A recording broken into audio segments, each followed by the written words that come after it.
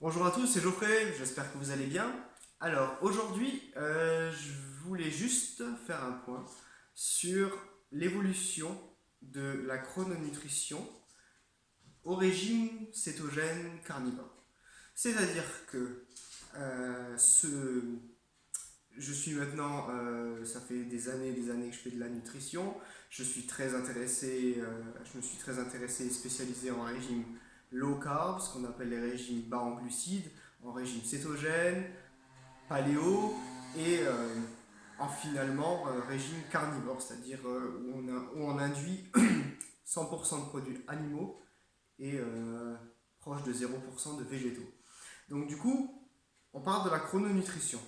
Donc du coup, la chrono, ce qui est bien avec la chrononutrition, c'est que c'est une base. Donc cette base, elle est vraiment complète parce que tout le monde peut la faire, tout le monde peut la suivre. C'est vraiment une base en plus qui donne d'abord, qui apprend. C'est un apprentissage en fait. Parce qu'avec la chrono, on peut consommer tous les aliments, ça offre énormément de liberté et c'est, on va dire, la première marche, c'est le premier pas vers tout cet univers de régime bas en glucides, cétogène, carnivore et compagnie. Voilà. Donc c'était juste pour vous dire, la chrono, c'est quelque chose qui est relativement simple à suivre. Alors on l'a vu, fromage le matin, viande le midi, sucré, gras végétaux et sucre au goûter, poisson le soir. Donc du coup, ça, c'est une base qu'après, une fois qu'on l'a en nous, on a l'habitude de manger comme ça, après, on peut le décliner de plein de façons différentes. Si vous voulez, après, une fois qu'on fait un régime, quand on a fait la chrononutrition, qui est déjà un régime qui est plus ou moins bas en glucides, puisqu'on baisse absolument le pain le matin, on l'abaisse à 50%, on abaisse à 50% du fromage. Les féculents du midi, on les abaisse à quelques cuillères à soupe. Les sucres de goûter, on les diminue aux fruits et on n'en met pas énormément. Et au dîner, on va manger des poissons avec des végétaux. Donc une fois qu'on a compris ça, une fois que ça c'est bien intégré, on peut évoluer vers un régime paléo, qui se couple bien avec la chrono, vers un régime cétogène ou même vers un régime cétogène carnivore où on va plus que consommer que des produits animaux. Voilà. La différence, c'est alors pour ceux qui m'écoutent et qui font un cétogène, la différence avec la chrono, c'est que la chrono est plus proche du paléo que du cétogène. Avec le cétogène, on bidouille un peu au niveau des graisses, parce qu'il va falloir manger énormément de graisse en régime cétogène. Alors que pour quelqu'un qui fait de la chrononutrition, passer à un régime paléo, c'est extrêmement facile. Puisque la chrononutrition, on lui enlève juste le pain le matin, on lui enlève les féculents du midi, on remplace le matin, on peut remplacer par 2 œufs, le midi, on peut remplacer par des légumes. Au goûter, on peut garder les gras végétaux, on enlève juste les sucres, les fruits les plus sucrés au lieu de manger des pommes, etc. On peut manger quelques framboises ou quelques fraises. Et hop, on a un régime paléo tout fait. Tout fait, bien construit et bien équilibré. Par la suite, si on veut passer à un régime cétogène, donc il va falloir construire les corps cétoniques, il va falloir les utiliser. Ça, je ne vais pas y revenir dessus parce que ce serait un peu long. Mais pour passer de l'un à l'autre, va falloir diminuer énormément. Alors déjà, avec la chrononutrition, on diminue les glucides.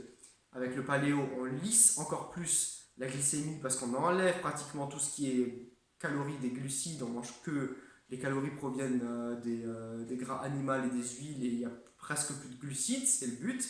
Et après, pour l'entrée en cétose, il va falloir diminuer encore plus les glucides de certains fruits, de certains légumes, pour avoir une glycémie très très basse et augmenter les graisses de façon à ce qu'il y ait un démarrage de cétose.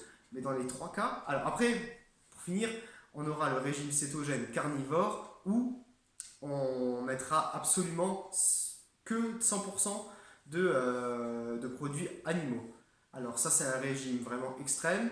C'est un régime qui est thérapeutique pour certaines maladies. C'est un régime qu'on peut s'amuser à suivre quand on est un professionnel. C'est un régime qui est très bien pour l'énergie, qui est très détoxifiant, mais qui doit être fait absolument sous réserve médicale, avec un très bon suivi derrière. Voilà, on ne peut pas s'amuser à faire n'importe quoi, n'importe quand, parce que ça va créer des soucis, ça va faire plus de bien que de mal. Voilà, donc en résumé, on part de la chrono qui donne déjà un avant-goût de ce monde sans glucides, qui apprend en fait à manger au bon moment, en bonne quantité, et surtout les bons aliments qu'il faut. Parce que si vous faites un régime paléo et que vous commencez à manger des œufs le soir ou du fromage, enfin en paléo on mange pas de fromage, mais des œufs le soir, et que le matin vous mangez des fruits, même si c'est des fruits très peu sucrés, ça va pas le faire. Donc la chrononutrition, elle est là pour vraiment cibler, pour poser la base au niveau de la qualité alimentaire et du moment. Donc chrononutrition, chrono-temps. Donc, le démarrage par une chrononutrition, c'est vraiment la base que je conseille vraiment à tout le monde qui se lance en nutrition. Pour après, si vous voulez continuer cette chrononutrition ad vitam aeternum, c'est-à-dire à vie, ou si vous voulez évoluer en paléodiète, en régime cétogène ou en cétogène carnivore, selon bien sûr vos propres buts, vos propres limites et bien sûr votre propre génétique et vos propres paramètres personnels qui vont vous empêcher ou qui vont au contraire vous dire je préfère ça plutôt que ça ou je préfère ça plutôt que ça. Voilà. Donc c'était juste un petit avant-goût, c'était juste pour vous montrer, pour que vous ayez en tête le schéma que j'ai aussi dans la mienne, le schéma que je mets pour construire, pour structurer toutes les diètes. Donc du coup, je commence toujours par une chrononutrition à tout le monde. Et ensuite, on peut évoluer vers un paléo, un cétogène, un carnivore. Voilà. J'espère que vous avez aimé la vidéo. Je vous souhaite une bonne soirée.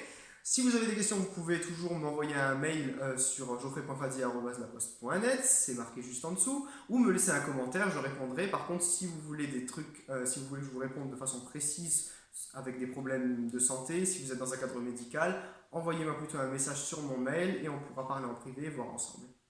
Je vous souhaite une bonne soirée. Au revoir.